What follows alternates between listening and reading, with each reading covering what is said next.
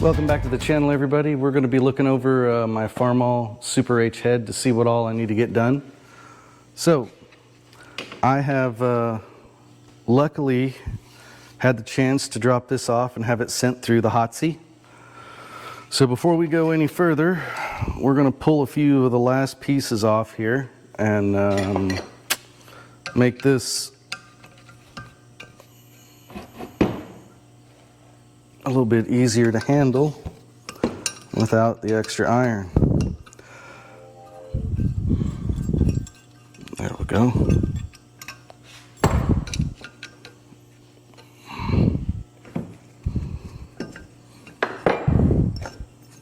Okay, spot on. I am probably not going to use that bracket anyway, so we will mosey on down and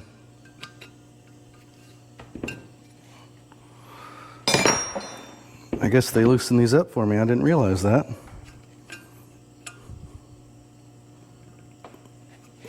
Oh, I spoke too soon. There we go. Okay, so there's still plenty of cleaning to do on this head yet. We are by no means ready to reassemble anything.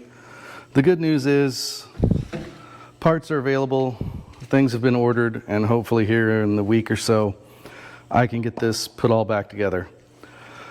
So on a positive note, this has already had some seats put in it, and honestly looking through them, this one here, I don't know if you can see it or not, there is a little bit of pitting there.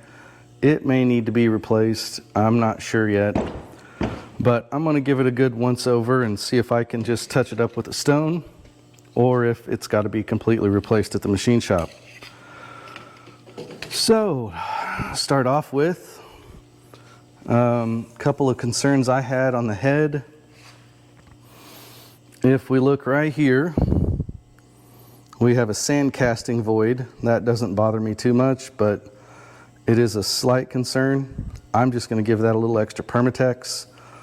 There are a few nicks along the edge of this head that just stand out, like that little spot there. And I thought I might just try to dress that with a file ever so slightly once I get everything cleaned up.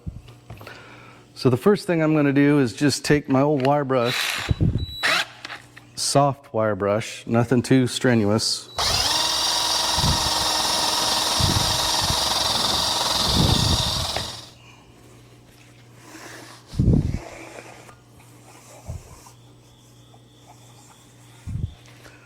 That still has a very nice machined surface on it. You can almost, that will hold a head gasket just fine, as long as everything's straight. But I don't have any reason to worry about that because everything from what I've seen, it's been a pretty solid engine. So when you guys first saw this head, it was covered in muck. And that is why I took it in and had it cleaned. So here is the top side of the Super H head. And this is the only one that has the washer, if I remember right. We have an 8043 DD head, which is the later model head. And I see no visible cracks. I don't see any big issues with any of the guides. We can do a quick little check here. So there is no speakable movement on that guide, so I just think a new set of valves is what's going to solve all of my problems. But it does need a little more cleaning.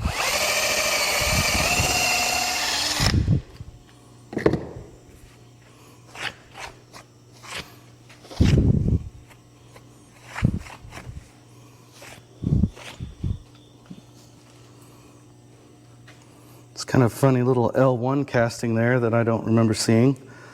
But as you can see, the head cleans up nice. So I'm going to continue on working on that. I don't need to bore you guys with a ton of that cleaning.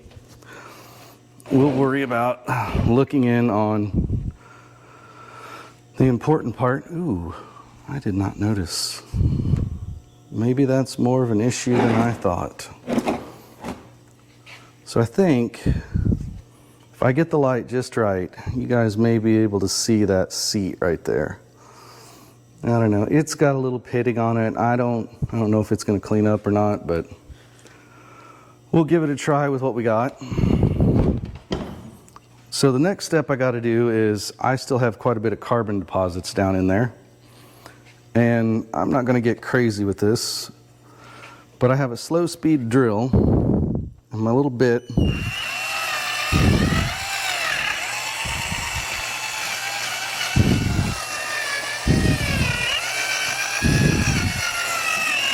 And this just takes the carbon off. Pretty slick, as long as you don't get crazy with it.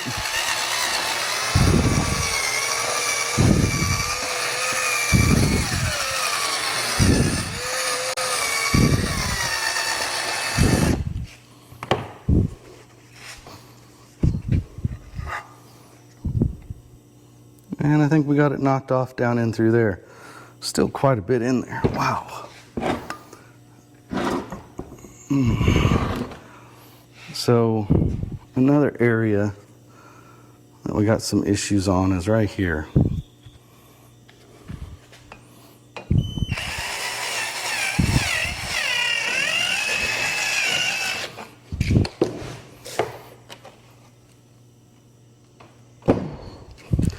Definitely had its fair share of carbon in there.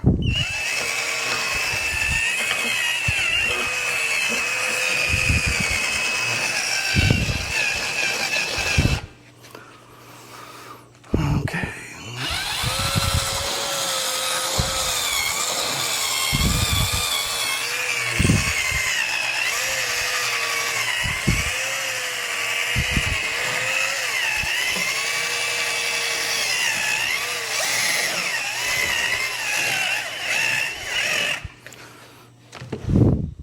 Check this one out. Whew, I might have to take it back to the hot seat when I get done with this.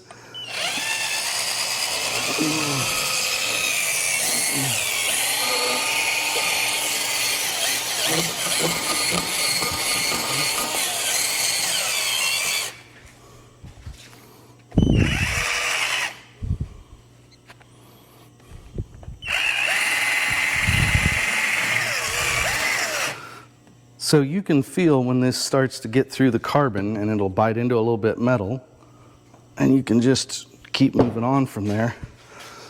And quite honestly, those two have cleaned up pretty well. Now I'm not trying to do anything fancy here. I'm just trying to clean up all the carbon that's down in there.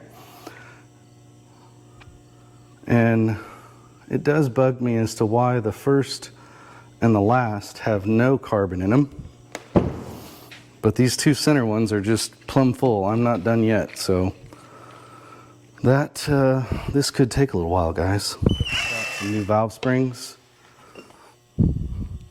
This is one of the worst exhaust valves, and as you can see, the margin here is not bad.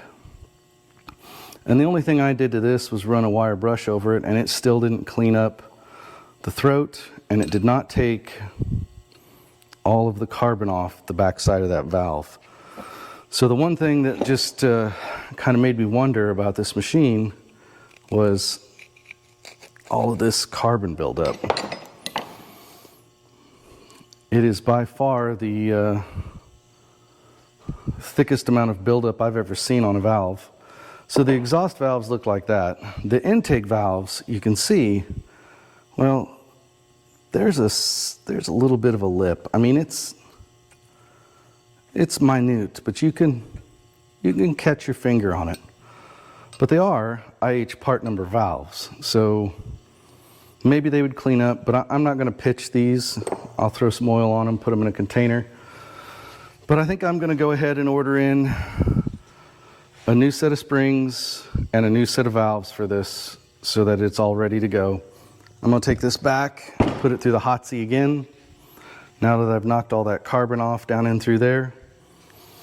And then I'll have time to grab the stone, and next time we'll touch that seat up. Oh, so next time we'll try to touch that seat up, and you can see the carbon in there right now. Look at that. Look at all of that built up down in there. So I need to spend more time cleaning and less time videoing, I guess. But thank you guys for watching in tonight. This is just a quick little update on what we're doing for the head. Rings and gaskets and everything should be in shortly.